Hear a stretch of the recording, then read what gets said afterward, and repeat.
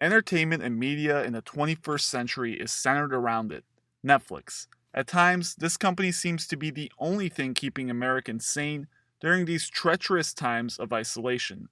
As the world's leading entertainment service company, Netflix provides a subscription service streaming movies and television episodes over the internet. Producing hit after hit, it has embedded itself within the culture, with estimates showing that 51% of Americans subscribe to its services. It's so big, in fact, that according to a report by the bandwidth management company Sandwine, Netflix alone consumes a staggering 15% of global internet traffic. Whether it's the newest documentary series showcasing exotic animal owners and their trials and tribulations, or a drug fueled drama of a wild accountant peddling drugs in the Missouri Ozark region, somewhere in their large ecosystems of shows and movies, there is something for everyone to watch. For a simple and easy price ranging between $9 to $16 a month, users have unlimited access to a wide library that can keep you entertained for months. While the S&P 500 has taken a wild plunge due to the coronavirus, Netflix was one of the few companies that rallied during the crisis, up nearly 19% from levels 1 year ago. For comparison's sake, the S&P 500 is down about 1% from last year's level. Netflix stock currently trades for an impressive amount, given a market cap of nearly $250 billion. With earnings released yesterday, April 21st, there is an uptick in investment interest in the company. This, alongside an impressive rally, has the market heavily bullish regardless of recession fears, epidemic concerns, and an increase in overall volatility. Netflix, as dark as it sounds, has actually improved as a company during this crisis, as many people stuck at home in isolation are finding streaming services an excellent way to pass the time and boredom. This is especially the case after a number of hits have mesmerized social media and pop culture, most famously Tiger King and its main character, Joe Exotic. Even the president was asked about it during his most recent coronavirus press conference. But at the end of the day, you clicked on this video to find out if Netflix is a good investment. While the company has truly dominated the headlines recently, the question is it a good way to grow your portfolio over the next months, years, and possibly even decades? To analyze this, we're going to use a Warren Buffett, Charlie Munger type approach, looking at the stock from a long-term lens. The company earns its money in mostly one simple way, your monthly fee, which, like I mentioned earlier, is around $12.57 per user in the United States and Canada. This number is slightly lower overseas, but we can use it as a general average, as a majority of its subscriptions come from the US mainland. With over 167 million subscribers worldwide at the end of 2019, you can see how Netflix rakes in the cash, earning just over $20 billion in revenues in 2019. In recent days, this has been fueled by international growth, where Netflix is focusing its efforts, as internationally they have a lot more room to grow. La Casa de Papel, or otherwise known as Money Heist, appeared on the top 10 lists in more than 70 countries. K-content is also popular globally, and Netflix is investing heavily into Korean stories. In the past quarter, they have inked a TV output deal with JTBC, a leading Korean media company, and a strategic partnership with CJE&M Studio Dragon, Korea's largest TV studio. These deals will enable them to bring more K-dramas to fans all over the world. On the American side, while they see growth possibly slowing, they are increasing revenue in different ways, offering tiered packages and slight price increases, increasing the average monthly price per user rate way up. This can be seen in their quarterly report, where in 2019 from Q1 to Q4, the average price for a user went from $11.45 in Q1 of 2019 to $13.22 in Q4 of 2019. Obviously, there's a point where this will cost them users, but Netflix is already incredibly cheap, and in my opinion, there is no reason to believe people will begin to cancel anytime soon. This strategy could be used internationally once growth numbers begin to slow down. By looking at their most recent report, we can examine more specifics. One of the big pushbacks on Netflix is the amount they are spending on content. Fascination with this subject can lead you down a rabbit hole of numbers and arguments, but at the end of the day, Netflix is not doing this to burn cash. It has proved over and over again that its investments in content creation are working for them. They have produced hit after hit, and although many of these shows were indeed flops, the ones that made it big. Without new content to reel users back in month after month, Netflix will die a quick death. The company's focus is growth, and by attracting new users and retaining old ones, this model will continue. Think about Amazon, who used this strategy over and over again in the past.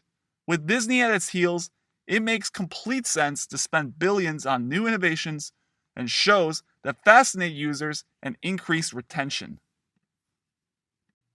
In Q2 of 2019, this is expected to continue with the launch of Space Force, a new original comedy series created by Greg Daniels of The Office and Steve Carell, starring Steve Carell, John Malkovich, and Lisa Kudrow.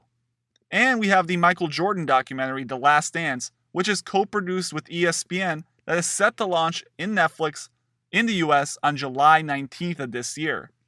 Although these subscription figures look impressive, there is one big headwind causing serious risk to their business model in the near future, and that is competition. Other big names like Amazon, HBO, and Disney look to enter a market where competition is relatively thin, with Netflix dominating the landscape.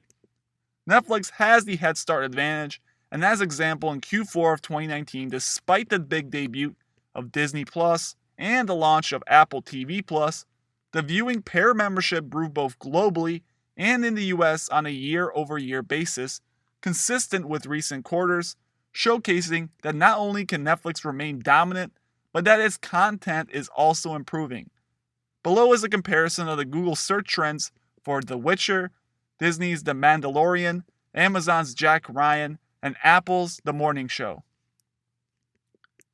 At the end of the day, key executives have already acknowledged that Disney presence in the streaming world will have effects, but given pricing and content, many agree that there is space for both of them to exist. Think about it yourself. Would you cancel Netflix just to get Disney Plus, or would you keep both of them if they both interested you?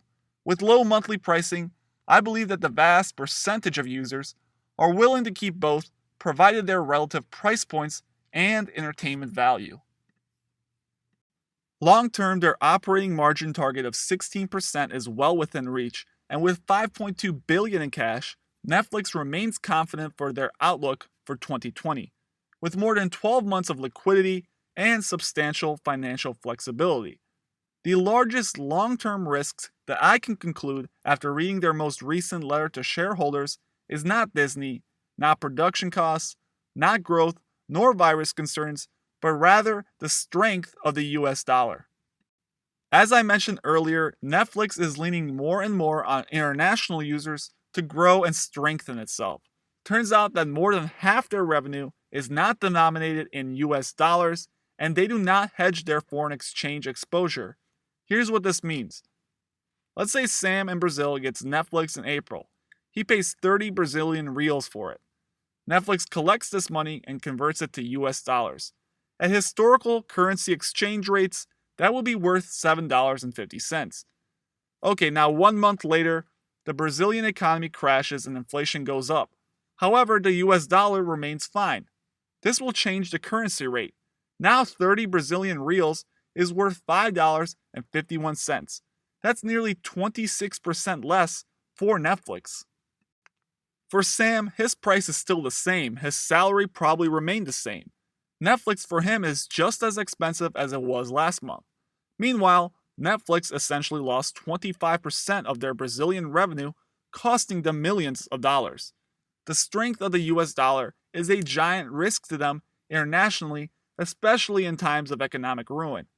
It's in the interest of Netflix to have a stable dollar relative to their biggest overseas markets. They explicitly state in their letter to shareholders that if the US dollar remains at these elevated levels or strengthens further, they may target modestly slower growth in our annual operating margin progression next year. This is something I would watch as we progress throughout the year. However, there are additional revenue streams that Netflix can use to make up for this lost difference. With the advent of higher resolution televisions and faster internet, the potential for Netflix to create innovative, maybe even interactive content is there, and they have already begun offering tiered packages with some impressive features. Think about it. If you had a TV that could potentially stream in 4K, would you pony up the extra $6 to get that feature? Many would, and it's showing in their revenue numbers as more and more users gradually move towards premium plans. In the far future, this space gives them plenty of new things to add as emerging technologies become cheaper, more reliable, and commonplace. Integrating content with user experience is 100% going to happen, it's only a matter of when. And as the leading entertainment streaming service, you can bet that Netflix will be quick to jump on board any new opportunities in that space. If Netflix can continue to grow its subscription base as it has in the past, continually grabbing more and more international users, there really isn't a way for them to fail given its current foundation. After spending nearly 22 years engraving themselves into culture in everyone's mind, Netflix has become essentially a utility. Just as you pay the water bill, the electricity bill, Netflix is a must have for every home, and that ideology will continually increase. With the advent of smarter TVs, higher resolutions, and faster worldwide internet, access to tiered packages and premium features will become more and more attractive, only adding to already increasing revenue numbers. Hit show after hit show, Netflix is slowly becoming dominant in the entertainment space, giving away some serious contracts. With its culture of allowing extreme creativity, unique shows pushing the boundaries of what is possible have emerged, something that the traditional Hollywood media lacks. All these unbelievable financial numbers and an entrenched space in the market make Netflix an amazing investment for the future, and as proven with recent crises, people are not quick to drop it, even during a recession or pandemic. Thank you guys for watching. Please make sure you hit that subscribe button if you enjoyed, and let me know your thoughts on Netflix as a company in the comments below.